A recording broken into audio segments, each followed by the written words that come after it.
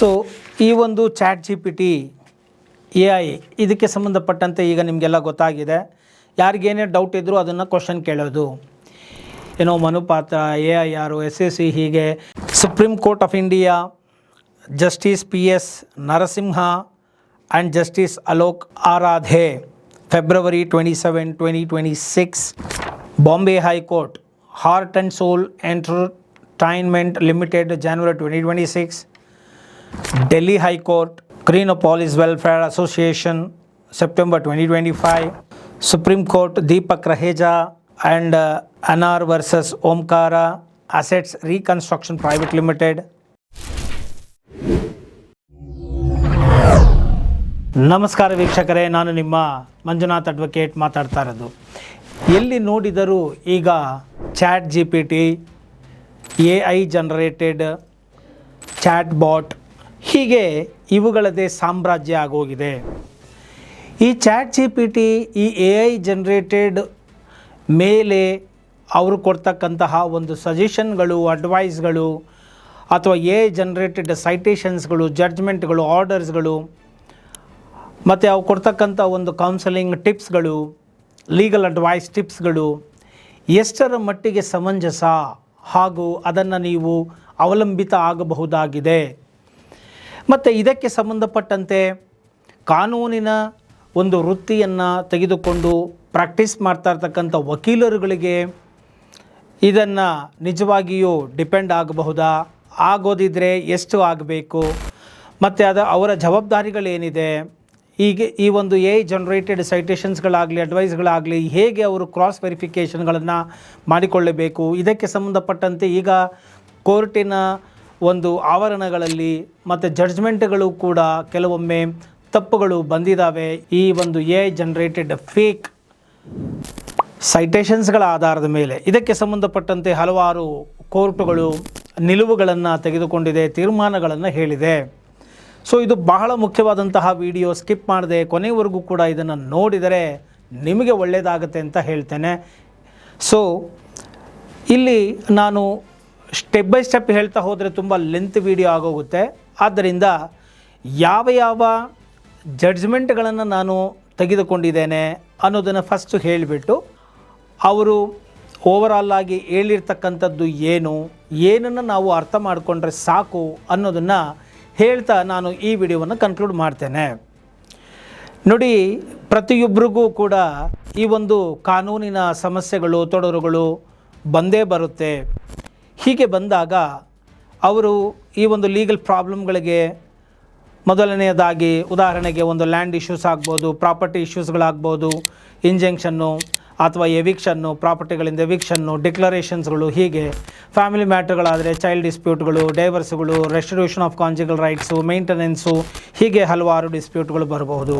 Consumer ಡಿಸ್ಪ್ಯೂಟ್ಗಳು ಬರಬಹುದು, criminal ಡಿಸ್ಪ್ಯೂಟ್ಗಳು ಕೂಡ ಬರಬಹುದು. ಹೀಗೆ ಹಲವಾರು ಡಿಸ್ಪ್ಯೂಟ್ಗಳು ಮನುಷ್ಯನಿಗೆ ಪ್ರತಿನಿತ್ಯ ಸಾವಿರಾರು ಸಮಸ್ಯೆಗಳು ಬರ್ತಾ ಇರುತ್ತೆ. ಆತನು ಈಗ ಲಾಯರ್ಗಳನ್ನು ಕನ್ಸಲ್ಟ್ ಮಾಡುವ ಬದಲು ಫಸ್ಟು ಅವನು ಹೋಗ್ತಕ್ಕಂಥದ್ದೇ ಈ ಒಂದು ಮೊಬೈಲು ಅಥವಾ ಐಪಾಡ್ ಅಥವಾ ಲ್ಯಾಪ್ಟಾಪ್, ಹೀಗೆ ಡಿಪೆಂಡ್ ಆಗ್ತಾರೆ. ಅಲ್ಲಿ ಹೋಗಿ ಚಾಟ್ ಜಿ ಪಿ ಟಿಗೆ ಆಗೋದು, AI ಜನರೇಟೆಡು ಅಥವಾ ಗೂಗಲ್ ಸರ್ಚ್ಗಳನ್ನ ಮಾಡ್ಕೊಳ್ತಕ್ಕಂಥದ್ದು, ಅದರಲ್ಲಿ ಬರ್ತಕ್ಕಂಥ ಮಾಹಿತಿಗಳನ್ನು ಡಿಪೆಂಡ್ ಆಗಿ ಬಿಡ್ತಕ್ಕಂಥದ್ದು, ಅದೇ ಸತ್ಯ ಅಂತ ನಂಬಿ ಬಿಡ್ತಕ್ಕಂಥದ್ದು. ಇದರಿಂದ ಎಷ್ಟು ಸಮಸ್ಯೆಗಳು ಆಗುತ್ತೆ, ಅವರಿಗೆ ಎಷ್ಟು ಡ್ಯಾಮೇಜ್ಗಳಾಗುತ್ತೆ. ಇದು ಸಣ್ಣ ಪುಟ್ಟದ್ದು ಒಂದು ಶರ್ಟ್ ತಗೊಳ್ಳೋದು ಅಥವಾ ಇನ್ನೇನೋ ಒಂದು ಬೈ ಮಾಡೋದು, ಶಾಪಿಂಗ್ ಮಾಡೋದು ಲೆಕ್ಕ ಅಲ್ಲ. ಇದು ಒಂದು ಪ್ರಾಡಕ್ಟ್ ಸರಿ ಇಲ್ಲ ಅಂದರೆ ಅದನ್ನು ಬಿಸಾಕಿ ಇನ್ನೊಂದು ತಗೋಬಹುದು. ಆದರೆ ಈಗ ನಾನು ಹೇಳ್ತಾ ಇರ್ತಕ್ಕಂಥ ಈ ಒಂದು ಸಮಸ್ಯೆಗಳು ಜೀವಮಾನದ ಸಮಸ್ಯೆಗಳಾಗಿರುತ್ತೆ.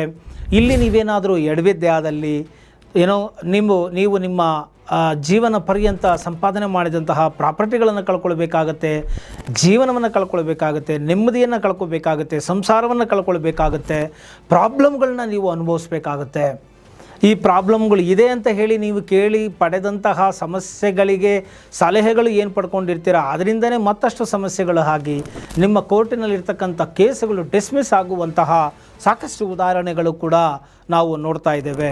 ಆದ್ದರಿಂದ ಇದರ ಬಗ್ಗೆ ಎಚ್ಚರಿಕೆಯನ್ನು ಕೊಡಬೇಕು ಸಾರ್ವಜನಿಕರ ಒಂದು ಹಿತದೃಷ್ಟಿಯಿಂದ ಅಂತ ಹೇಳಿ ಈ ಒಂದು ವಿಡಿಯೋವನ್ನು ನಾನು ಮಾಡ್ತಾ ಇದ್ದೇನೆ. ಯಾವ್ಯಾವ ಒಂದು ಜಡ್ಜ್ಮೆಂಟ್ಗಳನ್ನು ನಾನು ತೆಗೆದುಕೊಂಡಿದ್ದೇನೆ ಅನ್ನೋದನ್ನು ಫಸ್ಟು ಹೇಳಿಬಿಡ್ತೀವಿ. ಅಥಾರಿಟಿವ್ ಆಗಿ ಫ್ಯಾಕ್ಟ್ಸು ಹೇಳ್ತೇನೆ ಎಂಬುವಂತಹ ಒಂದು ಕಾರಣಕ್ಕಾಗಿ ಜನಗಳಿಗೆ ಅರ್ಥ ಆಗಲಿ ಅಂತ ಫಸ್ಟ್ ಕೇಸ್ ಹೇಳಿಬಿಡ್ತೇನೆ. ಆಮೇಲೆ ಓವರಾಲ್ ನಿಮಗೆ ನಟ್ಶೆಲ್ ಕ್ಲಿಯರ್ ಮಾಡ್ತೇನೆ. ಸೊ ಮೊದಲನೆಯದಾಗಿ ಈ ಒಂದು ChatGPTಗಳಿಗೆ ಸಂಬಂಧಪಟ್ಟಂತೆ ನಾನು ರಿಲೈ ಆಗ್ತಕ್ಕಂತಹ ಮತ್ತು ತಪ್ಪುಗಳು ನಡೆದಿರೋವಂಥದ್ದು, ಅಂದರೆ ಇಂತಹ ಒಂದು ಜನರೇಟೆಡ್ ಸೈಟೇಷನ್ಸ್ಗಳನ್ನು ಕೊಟ್ಟು ಕೋರ್ಟಿನಲ್ಲಿ ತಪ್ಪು ತೀರ್ಮಾನಗಳಾಗಿರುವಂಥದ್ದು ಮತ್ತು ಪೆನಾಲ್ಟಿಗಳು ಹಾಕಿರ್ತಕ್ಕಂಥದ್ದು ಇದೆಲ್ಲವೂ ಇದೆ. ಅದನ್ನು ನಾನು ನಿಮಗೆ ಹೇಳ್ತಾ ಇದ್ದೇನೆ. ಮರ್ಸಿ ವರ್ಸಸ್ ಮ್ಯಾನ್ಕೈಂಡ್ 2023 5 SCC 441 ಇದು ಸಂಬಂಧಪಟ್ಟಂತೆ. ಎರಡನೆಯದಾಗಿ Andhra Pradesh trial court August 2025, supreme court February 2026 ಇದಕ್ಕೆ ಸಂಬಂಧಪಟ್ಟಂತೆ.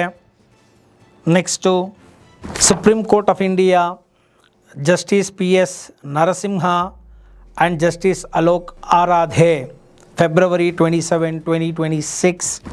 ನಂತರ ಇನ್ಕಮ್ ಟ್ಯಾಕ್ಸ್ ಅಪೆಲೇಟ್ ಟ್ರಿಬ್ಯುನಲ್ಸ್ ಬುಕಾಯೆ trust Bengaluru December 2024, Bombay high court heart and soul entertainment limited January 2026, Delhi high court ಕ್ರೀನೋಪಾಲಿಸ್ welfare association September 2025, supreme court Deepak Raheja and ಅನಾರ್ versus Omkara assets reconstruction private limited. ಹೀಗೆ ಹಲವಾರು ಸೈಟೇಷನ್ಸ್ಗಳನ್ನು ನಾನು ತೆಗೆದುಕೊಂಡಿದ್ದೇನೆ. ಸೊ ಈ ಒಂದು ChatGPT AI ಇದಕ್ಕೆ ಸಂಬಂಧಪಟ್ಟಂತೆ ಈಗ ನಿಮಗೆಲ್ಲ ಗೊತ್ತಾಗಿದೆ. ಯಾರಿಗೇನೇ ಡೌಟ್ ಇದ್ದರೂ ಅದನ್ನು ಕ್ವಶನ್ ಕೇಳೋದು. ಈ ಒಂದು ChatGPT ಇದು ಗ್ಲೋಬಲ್ ಆಗಿದೆ. ಯಾವುದೇ ಒಂದು ಕಾನೂನುಗಳು, ಉದಾಹರಣೆಗೆ ಒಂದು ಪ್ರಾಪರ್ಟಿಗೆ ಸಂಬಂಧಪಟ್ಟಂತೆ ತಗೊಂಡ್ರೆ ಕರ್ನಾಟಕದಲ್ಲಿ ಬೇರೆ ಕಾನೂನಿದೆ, ತಮಿಳುನಾಡಿನಲ್ಲಿ ಪಕ್ಕದ ತಮಿಳುನಾಡು 40-50 ಕಿಲೋಮೀಟ್ರ್ ದೂರ ಇರ್ತಕ್ಕಂಥ ತಮಿಳುನಾಡಲ್ಲಿ ಬೇರೆ ಕಾನೂನು ಇದೆ.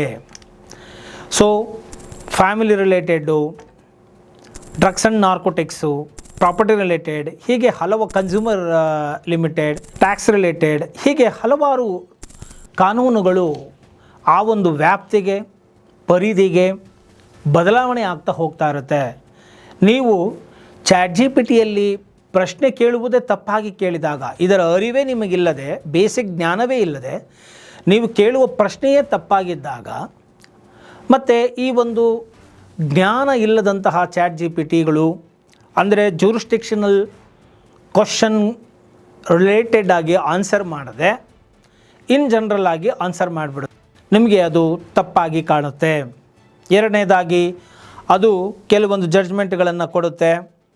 ಆ ಜಡ್ಜ್ಮೆಂಟ್ಗಳು ಹೇಗಿರುತ್ತೆ ಅಂತ ಹೇಳಿದ್ರೆ, ಕರೆಕ್ಟಾಗಿ ಅದು case name, bench, composition, year, volume number, paragraph holding ಇದು ಎಲ್ಲವೂ ಕೂಡ ಕರೆಕ್ಟಾಗಿರುತ್ತೆ. ಬಟ್ ಆದರೆ ಅದು ಫೇಕ್ ಆಗಿರುತ್ತೆ. ಅಂದರೆ ಆ ತೀರ್ಮಾನ ಜಡ್ಜ್ಮೆಂಟೇ ರಾಂಗ್ ಆಗಿರುತ್ತೆ.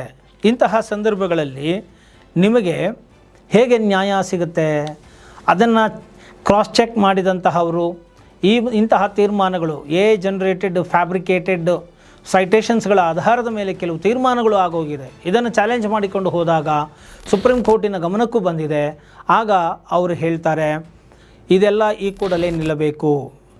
ಈ ರೀತಿಯಾಗಿ AI ಜನರೇಟೆಡಿಂದ ಡಿಪೆಂಡ್ ಆಗಿ ಒಂದು ಸೈಟೇಷನ್ಸ್ಗಳನ್ನು ಕೊಡೋದು ಕೋರ್ಟಿಗೆ, ಅದನ್ನು ಕ್ರಾಸ್ ವೆರಿಫೈ ಮಾಡದೆ, ಉದಾಹರಣೆಗೆ AIR ಅಂತ ಇದೆ, SCC, ಮನುಪಾತ್ರ, ಹೀಗೆ ಹಲವಾರು ಲೀಗಲ್ ವೆಬ್ಸೈಟ್ಗಳಿದ್ದಾವೆ ಮತ್ತು ಆ್ಯಪ್ಗಳಿದ್ದಾವೆ.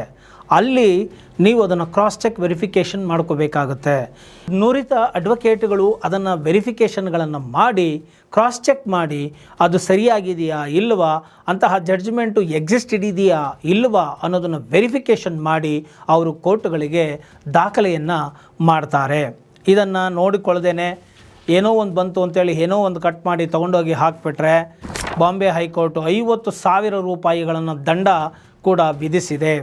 ಮತ್ತು ಹೀಗೆ ವೆರಿಫಿಕೇಷನ್ ಮಾಡದೆ ಲಾಯರ್ಗಳು ಕೋರ್ಟ್ಗಳಿಗೆ ಸಬ್ಮಿಟ್ ಮಾಡೋದು ಕೇವಲ ಇದು ಒಂದು ಬೇಜವಾಬ್ದಾರಿ ಅಲ್ಲದೆ ಇದು ಒಂದು ಮಿಸ್ಕಂಡಕ್ಟ್ ಅಂಡರಲ್ಲಿ ಕೂಡ ತೆಗೆದುಕೊಳ್ಬೇಕಾಗುತ್ತೆ. ಯಾಕೆ ಅಂತ ಹೇಳಿದೆ, ಇದರಿಂದ ಸಾಕಷ್ಟು ತೊಂದರೆಗಳು ಕಕ್ಷಿದಾರರಿಗೂ ಆಗುತ್ತೆ ಮತ್ತು ಜುಡಿಷಿಯಲ್ ಬರ್ಡನ್ ಆಗ್ತಾ ಹೋಗುತ್ತೆ. ಸೊ ಆದ್ದರಿಂದ ಇದನ್ನು ಜಾಸ್ತಿ ರಿಲೈ ಆಗದೆ ವೆರಿಫಿಕೇಷನ್ಗಳನ್ನು ಮಾಡಿಕೊಂಡು ಒರಿಜಿನಲ್ ಸೈಟೇಷನ್ಸ್ಗಳು ಇದಾವ ಅಂತ ನೋಡಿ ಚೆಕ್ ಮಾಡಿ. ಇದೇನಿದ್ರು ಟೈಮ್ ಸೇವ್ ಮಾಡೋದಕ್ಕೆ ಅದು ಬಂದರೆ ಅದನ್ನು ತೊಗೊಂಡು ಅದು ಒರಿಜಿನಲ್ ಆಗಿ ಇದೆಯಾ ಇಲ್ವಾ ಅಂತೇಳಿ ಕ್ರಾಸ್ ಚೆಕ್ಗಳನ್ನು ಮಾಡ್ಕೊಳ್ಬೇಕು. ಲೈಬ್ರರಿಗೆ ಹೋಗಬೇಕು. ಇಲ್ಲ ನಾನು ಈಗಾಗಲೇ ಹೇಳಿದ ಹಾಗೆ ಮನುಪಾತ್ರ, AIR, SSC ಹೀಗೆ ಕೆಲವೆಲ್ಲ ಇದೆ ಆಥರೈಸ್ಡು, ಅಲ್ಲಿ ಕ್ರಾಸ್ ಚೆಕ್ಗಳನ್ನು ಮಾಡಿಕೊಂಡು ಸಬ್ಮಿಟ್ ಮಾಡಬೇಕಾಗುತ್ತೆ. ಇಲ್ಲ ಅಂತ ಹೇಳಿದರೆ ಇದು ಮಿಸ್ಕಂಡಕ್ಟ್ ಆಗಿ ಕೂಡ ಕನ್ಸಿಡರ್ ಮಾಡಬೇಕಾಗತ್ತೆ ಅಂತ ಇಲ್ಲಿ ಹೇಳಲಾಗಿದೆ. ಸೊ ಓವರಾಲ್ ಆಗಿ ಇಲ್ಲಿ ನಾವು ಹೇಳಕೊಟ್ಟಿರೋದು ಇದನ್ನೇ ಆಗಿದೆ. ಆದ್ದರಿಂದ ಈ ಒಂದು ChatGPTನ ತುಂಬ ಡಿಪೆಂಡ್ ಆಗಲಿಕ್ಕೆ ಹೋಗಬೇಡಿ, ರಿಲೈ ಆಗೋಕ್ಕೆ ಹೋಗಬೇಡಿ. ಅದರಿಂದ ಸಾಕಷ್ಟು ಮಿಸ್ಗೈಡ್ ಆಗುವ ಸಾಧ್ಯತೆಗಳು ಕೂಡ ಇರುತ್ತೆ ಎಂಬುದನ್ನು ನಾನು ನಿಮಗೆ ಇಲ್ಲಿ ತಿಳಿಸಲಿಕ್ಕೆ ಬಯಸ್ತೇನೆ. ಯಾಕೆ ಅಂತ ಹೇಳಿದರೆ ಈ AI they're text prediction engine ಅಂತ ಹೇಳಿ ಕರೀತಾರೆ.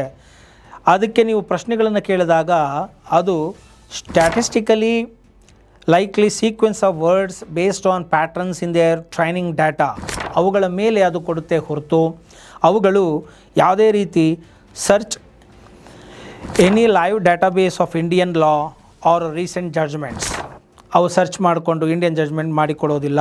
Access the latest amendments, notifications or circulars ಅದನ್ನು ಮಾಡದೇ ಕೊಡ್ತದೆ. Know the specific facts of your jurisdiction, your district and your contract ಇದು ಕೂಡ ತಿಳ್ಕೊಳ್ಳದೆ ಅದು ಮಾಡುತ್ತೆ. No whether what they are telling you is a correct or incorrect, ನಿಮಗೆ ಅದು ಕೊಟ್ಟಿರೋದು ಸರಿನಾ ಇಲ್ವೋ ಅನ್ನೋದು ನಿಮಗೆ ಗೊತ್ತಾಗುತ್ತೆ. ಆದ್ದರಿಂದ ಸೊ ಅದು ಕೊಡ್ತಕ್ಕಂಥದ್ರ ಆಧಾರದ ಮೇಲೆ ನೀವು ರಿಲೈ ಆಗಬಾರ್ದು. ಮತ್ತು AIಗೆ ಅದರದೇ ಆದಂಥ ಒಂದು as no mechanism for self doubt, ಅದು ನಿಮ್ಮನ್ನು ರೀಡ್ ಮಾಡಲ್ಲ. ನಿಮ್ಮ ಪ್ರಶ್ನೆಯನ್ನು, ನಿಮ್ಮ ಮನಸ್ಸು, ನಿಮ್ಮಲ್ಲಿ ಇರ್ತಕ್ಕಂಥ ಆತಂಕಗಳು, ನಿಮ್ಮ ಪ್ರಶ್ನೆ ಏನು, ಅನುಮಾನಗಳೇನು ಅನ್ನೋದನ್ನು ರೀಡ್ ಮಾಡಿ ಅದನ್ನು ಸರಿಯಾದ ರೀತಿಯಲ್ಲಿ ಪ್ರಶ್ನೆಗಳನ್ನು ತೆಗೆದುಕೊಂಡು ಪ್ರಶ್ನೆಗಳಿಗೆ ಉತ್ತರ ಕೊಡಬೇಕಾಗತ್ತೆ. ಎಷ್ಟೋ ಬಾರಿ ಕೇಳುವಂತಹ ಪ್ರಶ್ನೆಯಲ್ಲೇ ಗೊಂದಲಗಳು ಇರುತ್ತೆ. ನಾವು ಅನುಭವದಲ್ಲಿ ನಾವು ನೋಡಿದ್ದೇವೆ. ಸಮಸ್ಯೆ ಏನೋ ಒಂದಿರುತ್ತೆ, ಡಾಕ್ಯುಮೆಂಟ್ಗಳಲ್ಲಿ ಜಡ್ಜ್ಮೆಂಟ್ಗಳಲ್ಲಿ ಏನೋ ಒಂದು ಬರೆದಿರ್ತಾರೆ, ಇವರು ಏನೋ ಒಂದು ಅರ್ಥ ಮಾಡಿಕೊಂಡು ನಮಗೆ ಬಂದು ಪ್ರಶ್ನೆ ಕೇಳ್ತಾ ಇರ್ತಾರೆ. ಸೊ ಇದೆಲ್ಲ ChatGPTಗಾಗಲಿ ಮತ್ತೊಂದಕ್ಕಾಗಲಿ ಗೊತ್ತಾಗೋದಿಲ್ಲ. ಸೊ ನಾವು ಡಾಕ್ಯುಮೆಂಟ್ಗಳನ್ನ ತೊಗೊಂಡು ಬನ್ನಿ, ಅದನ್ನು ನೋಡಿ ಅರ್ಥ ಮಾಡಿಕೊಂಡು ನಾವೇ ಪ್ರಶ್ನೆ ಕೇಳ್ತೀವಿ, ಅದಕ್ಕೆ ಉತ್ತರ ಕೊಡಿ ಅಂತ ಹೇಳಿ ಸರಿಯಾದ ರೀತಿಯಲ್ಲಿ ಅದನ್ನು ಅರ್ಥ ಮಾಡಿಕೊಂಡು ಪ್ರಶ್ನೆಯನ್ನು ನಂತರ ಉತ್ತರ ಕೊಟ್ಟು ಕೌನ್ಸಿಲಿಂಗ್ ಮಾಡಿ ಅದಕ್ಕೆ ಬೇಕಾದಂತಹ ಪೂರಕ ರಿಸರ್ಚ್ಗಳನ್ನು ಮಾಡಿ ಡ್ರಾಫ್ಟ್ಗಳನ್ನು, ಡೀಡ್ಸ್ಗಳನ್ನು ಮಾಡಬೇಕಾಗತ್ತೆ. ಹಾಗೂ ಅದಕ್ಕೆ ರಿಲೇಟೆಡ್ ವೆರಿಫೈಡ್ ಜಡ್ಜ್ಮೆಂಟ್ಸ್ ಕಾಪಿಗಳನ್ನು, ಸೈಟೇಷನ್ಸ್ಗಳನ್ನು ಹಾಕಬೇಕಾಗತ್ತೆ. ಅದನ್ನು ಬಿಟ್ಟು ನಾವು ಕೇಳುವ ಪ್ರಶ್ನೆಯೇ ಸರಿ ಇಲ್ಲದೆ ಇದ್ದಾಗ ನಮಗೆ ಉತ್ತರವು ಸರಿಯಾಗಿ ಸಿಗೋದಿಲ್ಲ ಎಂಬುವಂತಹ ಮಾಹಿತಿಗಳನ್ನು ಇಲ್ಲಿ ನೀವು ತಿಳ್ಕೊಳ್ಬೇಕಾಗತ್ತೆ. ಮತ್ತು ಇನ್ನು ಮುಂದುವರೆದ ಎಚ್ಚರಿಕೆಗಳು ಏನಪ್ಪ ಅಂತ ಹೇಳಿದರೆ, ಈ ನೋ ವೇ ಟು ವೆರಿಫೈ ಮಾಡೋದಕ್ಕೆ ಅವ್ರುಗಳಿಗೆ ಗೊತ್ತಿರೋದಿಲ್ಲ, ಟೂಲ್ಗಳು ಗೊತ್ತಿರೋಲ್ಲ, ಹೇಗೆ ಇದನ್ನು ವೆರಿಫೈ ಮಾಡ್ಕೋಬೇಕು ಅನ್ನೋದು ಸಾಮಾನ್ಯರಿಗೆ ಜ್ಞಾನ ಇಲ್ಲದೆ ಇರೋದ್ರಿಂದ ಅದು ಕೊಡ್ತಕ್ಕಂಥ ChatGPTಗಳು ಕೊಡ್ತಕ್ಕಂಥ ಸೈಟೇಷನ್ಸ್ಗಳನ್ನು ಹಾಗೆ ಯಥಾವತ್ತಾಗಿ ರಿಲೈ ಆಗುವುದು ಸೂಕ್ತ ಅಲ್ಲ. ಮತ್ತು ರಾಂಗ್ ಜ್ಯೂರಿಸ್ಡಿಕ್ಷನ್ ಆ್ಯಂಡ್ ಔಟ್ಡೇಟೆಡ್ ಲಾ, ಕೆಲವೊಮ್ಮೆ ಜ್ಯೂರಿಸ್ಡಿಕ್ಷನ್ ಸರಿಯಾಗಿ ಹಾಕಲಿಲ್ಲ ಅಂತ ಹೇಳಿದರೆ, ಈಗಾಗಲೇ ನಾನು ಹೇಳಿದೆ ಒಂದೊಂದು ಕಡೆ ಒಂದೊಂದು ರಾಜ್ಯದಲ್ಲಿ ಒಂದೊಂದು ಕಾನೂನುಗಳಿರುತ್ತೆ ಮತ್ತು ಲಿಮಿಟೇಷನ್ ಪೀರಿಯಡ್ಗಳು ಅಪ್ಲೈ ಆಗ್ತಾ ಹೋಗುತ್ತೆ. ಸೊ ಅದನ್ನೆಲ್ಲ ನೀವು ನೋಡಿಕೊಂಡು ತೀರ್ಮಾನಗಳನ್ನು ಮತ್ತು ತೀರ್ಪುಗಳನ್ನು ತಗೊಳ್ಬೇಕಾಗತ್ತೆ. ಮತ್ತು ಕ್ರಿಟಿಕಲ್ ಫ್ಯಾಕ್ಟ್ಸ್ಗಳು ಏನಿರುತ್ತೆ, ಫ್ಯಾಕ್ಟ್ಸ್ ಏನು ಸಮಸ್ಯೆ ಇದೆ ಆ್ಯಕ್ಚುಲಿ ಅನ್ನೋದು ಎಷ್ಟೋ ಜನಕ್ಕೆ ಗೊತ್ತಿರೋದಿಲ್ಲ. ನನಗೇನು ಸಮಸ್ಯೆ ಇದೆ, ಏನು ಪ್ರಾಬ್ಲಮ್ ಇದೆ ಅನ್ನೋದು ಹೇಳೋಕ್ಕೆ ಬರ್ತಾ ಇರೋದಿಲ್ಲ. ಸೊ ಆದ್ದರಿಂದ ಅಂತಹ ಫ್ಯಾಕ್ಟ್ಸ್ಗಳನ್ನು ತಿಳಿದುಕೊಳ್ಳುವುದು ವಕೀಲರ ಕರ್ತವ್ಯ ಆಗಿರುತ್ತೆ. ಅವರ ಜೊತೆ ಸಮಾಲೋಚನೆಯನ್ನು ಮಾಡಿದಾಗ ನಿಜವಾಗಿಯೂ ನಿಮ್ಮ ಸಮಸ್ಯೆ ಏನು, ಈ ಸಮಸ್ಯೆಯನ್ನು ಯಾವ ರೀತಿಯಾಗಿ ಕಾನೂನಿನ ಮುಂದೆ, ಕೋರ್ಟಿನ ಮುಂದೆ ಇಡಬೇಕು ಮತ್ತು ಇದಕ್ಕೆ ಸಂಬಂಧಪಟ್ಟಂಥ ವೆರಿಫೈ ಜಡ್ಜ್ಮೆಂಟ್ಗಳು ತೊಗೊಂಡು ಹೇಗೆ ನಾವು ಕಾನೂನು ಚೌಕಟ್ಟಲ್ಲಿ ವಾದ ಮಾಡಬೇಕು ಅನ್ನೋದು ಮತ್ತು ನಿಮಗೆ ಸಲಹೆಗಳನ್ನು ಕೊಡಬೇಕು ಅನ್ನೋದು ವಕೀಲರಿಗೆ ಗೊತ್ತಿರೋದ್ರಿಂದ ಇದು ಆದಷ್ಟು ರಿಲೈ ಆಗೋದನ್ನು ಅವಾಯ್ಡ್ ಮಾಡಿ ಅಂತ ಹೇಳ್ತೇವೆ. ಮಿಸ್ಸಿಂಗ್ ದ ಕ್ರಿಟಿಕಲ್ ಫ್ಯಾಕ್ಟ್ಸ್ ಮತ್ತು ಡೆಡ್ಲೈನ್ ಆ್ಯಂಡ್ ಲಿಮಿಟೇಷನ್ ಪೀರಿಯಡ್ಸ್ಗಳು ಇದೆಲ್ಲ ಇರುತ್ತೆ. ಮತ್ತು false confidence the greatest danger, ಅಂದರೆ ಅದು ನೀವೇನು ಪ್ರಶ್ನೆ ಕೇಳಿದ ತಕ್ಷಣ ಟಕ್ ಟಕ್ ಟಕ್ ಟಕ್ ಅಂತ ಉತ್ತರ ಕೊಡಬಾರ್ದು. ನಾವು ಕೂತಿದ್ದ ಜಾಗದಲ್ಲಿ ಎಲ್ಲ ಮಾಹಿತಿ ಗೊತ್ತಾಗ್ತಾ ಇದೆಯಲ್ಲ, ಇನ್ನೇನಕ್ಕೆ ನಾವು ಲಾಯರ್ ಹತ್ರ ಹೋಗಬೇಕು, ಯಾಕೆ ಅಡ್ವೈಸ್ ತೊಗೋಬೇಕು, ಯಾಕೆ ನಾವು ಇದು ಮಾಡಬೇಕಲ್ಲ. ಕೇಸನ್ನು ChatGPT ಬಂದು ನಡೆಸೋದಿಲ್ಲ, ಲಾಯರೇ ನಡೆಸಬೇಕಾಗತ್ತೆ. ಸೊ ನೀವು ಅಲ್ಲಿ ಪ್ರಾರಂಭದಲ್ಲಿ ನೀವು ತಪ್ಪು ಸಲಹೆಗಳನ್ನ ತೊಗೊಂಡು ತಪ್ಪು ತೀರ್ಮಾನಗಳನ್ನು ತೆಗೆದುಕೊಂಡು ಫಂಡಮೆಂಟಲ್ ಆಗಿ ಡ್ರಾಫ್ಟ್ಗಳಲ್ಲಿ ಆಗಲಿ ಅಥವಾ ಇನ್ನೇನೋ ವಿಷಯಗಳಲ್ಲಿ ಕೆಲವು ಅದು ಮಾಡಿರ್ತಕ್ಕಂಥ ಅಡ್ವೈಸ್ಗಳಿಗೆ ಪ್ರಕಾರವಾಗಿ ನೀವು ನಡ್ಕೊಂಡು ನೀವು ತಪ್ಪುಗಳನ್ನು ಮಾಡ್ಕೊಂಬಿಟ್ಟು ಅನಂತರ ನೀವು ವಕೀಲರ ಹತ್ರ ಬಂದಾಗ ನಿಮಗೆ ಆ ಸಮಸ್ಯೆಯಿಂದ ಹೊರಬರೋದು ಭಾಳ ಕಷ್ಟ ಆಗ್ಬೋದು. ಆದ್ದರಿಂದ ನುರಿತ ವಕೀಲರನ್ನು ನೀವು ಭೇಟಿ ಮಾಡಿ ಸಲಹೆಗಳನ್ನು ಪಡೆಯೋದು ತುಂಬ ಒಳ್ಳೆಯದಾಗುತ್ತೆ. ಇನ್ನು ಲೀಗಲ್ ಪ್ರಿವಿಲೈಜಸ್ಗಳು ನೋಡ್ಕೊಳ್ಬೇಕಾಗತ್ತೆ. ನೋಡಿ, ಹಾಗಾದರೆ ಈ ಒಂದು AI ಬಗ್ಗೆ, ChatGPT ಬಗ್ಗೆ ನಮ್ಮ ವಿರೋಧ ಇದೆಯಾ? ಖಂಡಿತ ಇಲ್ಲ. ಯಾವುದೇ ಆಗಲಿ ಮೆರಿಟು ಡಿಮೆರಿಟ್ ಅನ್ನೋದು ಇದ್ದೇ ಇರುತ್ತೆ. ನಾವು ಎಷ್ಟು ಉಪಯೋಗಿಸ್ಕೋಬೇಕು, ಯಾವ ಪ್ರಮಾಣದಲ್ಲಿ ಉಪಯೋಗಿಸ್ಕೋಬೇಕು, ಹೇಗೆ ಉಪಯೋಗಿಸ್ಕೋಬೇಕು ಅನ್ನೋದು ಗೊತ್ತಿದ್ದರೆ ಸಾಕು. ನಾವು ಅದನ್ನು ಹೇಗೆ ಟ್ರೈನ್ ಅಪ್ ಮಾಡಿದ್ದೀವಿ ಅನ್ನೋದ್ರ ಮೇಲೆ ಅದು ನಮಗೆ ಆನ್ಸರ್ ಮಾಡ್ತಾ ಹೋಗುತ್ತೆ. ಆದ್ದರಿಂದ ನೋಡಿ, ಸಿಂಪಲಾಗಿ ಕೆಲವು ಬೇಸಿಕ್ಗಳು, ವಾಟ್ ಈಸ್ FIR ಅನ್ನುವಂಥ ವಿಚಾರಗಳಾಗಲಿ, ಆ್ಯಂಟಿಸಿಪೇಟ್ರಿ ಬೇಲ್ ಅಂದರೆ ಏನು, ಸಿಂಪಲ್ ಆಗಿರುವಂಥದ್ದು, ಈ ಡ್ರಾಫ್ಟ್ಸ್ಗಳು ಯಾವ ರೀತಿಯಾಗಿ ನಾವು ಮಾಡಬೇಕು ಅನ್ನೋದೊಂದು ಬೇಸಿಕ್ಕು ಕ್ವಶನ್ಸ್ಗಳು, ಈ ರೀತಿಯಾಗಿ ನೀವು ಕೇಳಿದ್ರೆ ಅದಕ್ಕೆಲ್ಲ ಓಕೆ. ಅದನ್ನು ಬಿಟ್ಬಿಟ್ಟು ನಾವು ಈ ಒಂದು ಪ್ರಾಪರ್ಟಿ ಟ್ರಾನ್ಸಾಕ್ಷನ್ಗಳಿಗೆ ಸಂಬಂಧಪಟ್ಟ ಇನ್ಡೆಪ್ತ್ ಕ್ವಶನ್ಸ್ಗಳು ಮತ್ತು ಸೇಲ್ ಡೀಡ್ಗಳು, ಟೈಟಲ್ ವೆರಿಫಿಕೇಷನ್ಸ್ಗಳಿಗೆ ಸಂಬಂಧಪಟ್ಟಿದ್ದು, ಕ್ರಿಮಿನಲ್ ಮ್ಯಾಟರ್ಸ್ಗಳಿಗೆ ಬೈಲ್ ಇನ್ ರಿಲೇಟೆಡ್ಡು ಏನು ಅಂತ ನೋಡಬೇಕು. ಯಾಕಂದರೆ ಯಾವ್ಯಾವ ಸಮಸ್ಯೆಗಳು ಗಂಭೀರತೆ ಏನಿರುತ್ತೆ, ಅದರ ವಾಸ್ತವ ಏನಿರುತ್ತೆ, ಏನು ಘಟನೆ ನಡೆದಿರುತ್ತೆ, ಇದನ್ನು ಯಾವ ರೀತಿಯಾಗಿ ನಾವು ತಿರುಗಿಸ್ಬೇಕಾಗತ್ತೆ, ಸತ್ಯವನ್ನು ರುಜುವಾತು ಮಾಡಲಿಕ್ಕೆ ಯಾವ ರೀತಿ ಪ್ರೆಸೆಂಟ್ ಮಾಡಬೇಕಾಗತ್ತೆ ಅನ್ನೋದು ಮೆಷಿನ್ ಹೇಳೋದಿಲ್ಲ. ಅದೆಲ್ಲ ಒಬ್ಬ ಎಕ್ಸ್ಪರ್ಟ್ ಅಡ್ವೊಕೇಟ್ ಹೇಳಬೇಕಾಗತ್ತೆ. ಆದ್ದರಿಂದ ಅದನ್ನೆಲ್ಲ ನೀವು ಗಮನಕ್ಕೆ ತಗೊಳ್ಬೇಕಾಗತ್ತೆ. ಎಸ್ಪೆಷಲಿ ಈ ಒಂದು FIR ರೆಸ್ಪಾನ್ಸ್ ಆಗಲಿ, ಪೊಲೀಸ್ ಕಂಪ್ಲೇಂಟ್ಗಳಿಗೆ ಸಂಬಂಧಪಟ್ಟಂತೆ, ಡ್ರಗ್ಸ್ ರಿಲೇಟೆಡ್ ಕೇಸಸ್ಗಳು, ಸೊ ಹೀಗೆ ಹಲವಾರು ಗಾಂಜಾ, ಕೊಕೈನು, ಫ್ಯಾಮಿಲಿ ರಿಲೇಟೆಡ್ ಲಾ, ಡೈವರ್ಸ್, ಕಸ್ಟಡಿ, ಮೇಂಟೆನೆನ್ಸು, ಸಕ್ಸೆಷನ್ನು, ಹೀಗೆ ಹಲವಾರು ಕೇಸುಗಳಿಗೆ ಸಂಬಂಧಪಟ್ಟಂತೆ ನಾವು ಮುಂಜಾಗ್ರತೆಯನ್ನು ತೆಗೆದುಕೊಂಡು ನಾವು ಮಾಡಬೇಕಾಗತ್ತೆ. ಮತ್ತು ಇನ್ನೇನು ಹೇಳಲಾಗಿದೆ, ಈ ಓವರಾಲ್ ಆಗಿ ಸುಪ್ರೀಂ ಕೋರ್ಟ್ ಆಫ್ ಇಂಡಿಯಾ ಕ್ಲಿಯರಾಗಿ ಏನು ಹೇಳ್ತಾ ಇದೆ ಅಂತ ಹೇಳಿದ್ರೆ, ನೋಡಿ, ಈಗ AIನ ChatGPTನ ನೀವು ಇರ್ರೆಸ್ಪಾನ್ಸಿಬಲ್ಗೆ ನೀವು ಅದರ ಮೇಲೆ ಏನು ಕ್ರಮ ತಗೊಳ್ಳೋಕ್ಕಾಗೋದಿಲ್ಲ. ಆದರೆ ಈ ರೀತಿಯಾಗಿ ಫೇಕು ಜಡ್ಜ್ಮೆಂಟ್ಗಳನ್ನು ಹಾಕಿದ್ರೆ ಅಡ್ವೊಕೇಟ್ಗಳ ಮೇಲೆ ಡಿಸಿಪ್ಲಿನರಿ ಆ್ಯಕ್ಷನ್ಗಳನ್ನು ತಗೊಳ್ಬಹುದು. ಆದ್ದರಿಂದ ನೀವು ಆದಷ್ಟು ಜಸ್ಟ್ ಸಿಂಪಲ್ ಒಂದು ಗ್ಲ್ಯಾನ್ಸ್ಗೆ, ಒಂದು ಬ್ರೀಫ್ಗೆ ನೀವು ತೊಗೊಳ್ಬೋದೇ ಹೊರತು, ಡಿಪೆಂಡ್ ಆಗ್ಬೋದೇ ಹೊರತು ತುಂಬ ಇನ್ಡೆಪ್ತ್ ಆಗಿ ನೀವು ಡಿಪೆಂಡ್ ಆಗೋದಕ್ಕೆ ತಪ್ಪಾಗುತ್ತೆ. ಅದು ಕೋರ್ಟಲ್ಲೂ ಕೂಡ ಅಕ್ಸೆಪ್ಟ್ ಆಗೋದಿಲ್ಲ. ಎಷ್ಟೋ ಸತಿ ಈಗ AI ಜನ್ರೇಟೆಡ್ ನೀವು ಏನೇ ಒಂದು ಸೈಟೇಷನ್ಸನ್ನು ಹಾಕಿದ್ರೆ ಅದು ಕ್ರಾಸ್ ಚೆಕ್ ಆಗಿದೆಯಾ, ವೆರಿಫೈ ಆಗಿದೆಯಾ, ಅದಕ್ಕೆ ಅಥರೈಸ್ಡ್ ಸೋರ್ಸ್ ಏನು ಅನ್ನೋದನ್ನೆಲ್ಲ ಕೇಳಲಾಗ್ತಾ ಇದೆ. ಅಕಸ್ಮಾತ್ ಏನಾದ್ರು ತಪ್ಪಿದ್ದಿದ್ರೆ ಪೆನಾಲ್ಟಿಗಳನ್ನ ಕೂಡ ಹಾಕಲಾಗ್ತಾ ಇದೆ. ಆದ್ದರಿಂದ ಈ ಎಚ್ಚರಿಕೆಗಳನ್ನು ನೀವು ತೆಗೆದುಕೊಳ್ಳಿ. ಏನೋ ಒಂದು ಉಳ್ಸೋಕ್ಕೋಗಿ, 10 ರೂಪಾಯಿ ಉಳ್ಸೋಕ್ಕೋಗಿ ಏನೋ ಲಕ್ಷ ರೂಪಾಯಿ ಕಳ್ಕೊಳ್ಳುವಂಥ ಕೆಲಸಗಳನ್ನು ಮಾಡ್ಕೊಳ್ಳಬೇಡಿ. ಯಾವುದೋ ಒಂದು ಶಾಪಿಂಗ್ ಮಾಡ್ದಂಗೆ ಇವತ್ತು ಈ ಕಲರ್ ಶರ್ಟ್ ಚೆನ್ನಾಗಿದೆ ಅಂತ ತೊಗೋತೀರಾ, ತೊಗೊಂಡಾಗ ಚೆನ್ನಾಗಿಲ್ಲ, ಅರ್ಧ ಬಿಸಾಕ್ತೀರಿ, ಇನ್ನೊಂದು ತೊಗೋಬೋದು. ಆದರೆ ಇದು ಹಾಗಲ್ಲ. ಇಂತಹ ಒಂದು ಗಂಭೀರ ವಿಚಾರಗಳು, ಕಾನೂನಿನ ಸಮಸ್ಯೆಗಳು, ತೊಡರುಗಳು, ಕೇಸುಗಳಿಗೆ ಸಂಬಂಧಪಟ್ಟದ್ದು, ಜೀವನಕ್ಕೆ ಸಂಬಂಧಪಟ್ಟದ್ದು, ಹಣಕಾಸಿಗೆ ಸಂಬಂಧಪಟ್ಟಿದ್ದು, ಪ್ರಾಪರ್ಟಿಗೆ ಸಂಬಂಧಪಟ್ಟದ್ದು ಇದ್ದಾಗ ನೀವು ವಕೀಲರ ಸಂಪರ್ಕಗಳನ್ನು ಪಡೆದು ನೀವು ಮುಂದುವರಿಯುವುದು ಒಳ್ಳೆಯದಾಗುತ್ತೆ ಎಂಬುವಂತಹ ಒಂದು ವಿಚಾರವನ್ನು ಇವತ್ತು ನಾನು ನಿಮ್ಮ ಮುಂದೆ ಇಟ್ಟಿದ್ದೇನೆ. ಸೊ ಈ ವಿಷಯ ನಿಮಗೆ ಇಷ್ಟ ಆಗಿದ್ದೆ ಆದಲ್ಲಿ ಮರೆಯದ ಹಾಗೆ ಲೈಕ್ ಕೊಡಿ, ಹಾಗೂ ಇತರರಿಗೂ ಶೇರ್ ಮಾಡಿ, ಮರೆಯದೆ ಕಾಮೆಂಟ್ ಮಾಡಿ ಅಂತ ಹೇಳ್ತಾ ಈ ವಿಡಿಯೋಲಿ ಮುಗಿಸ್ತಾ ಇದ್ದೀನಿ. ಜೈ ಹಿಂದ್, ಜೈ ಕರ್ನಾಟಕ ಮಾತೆ.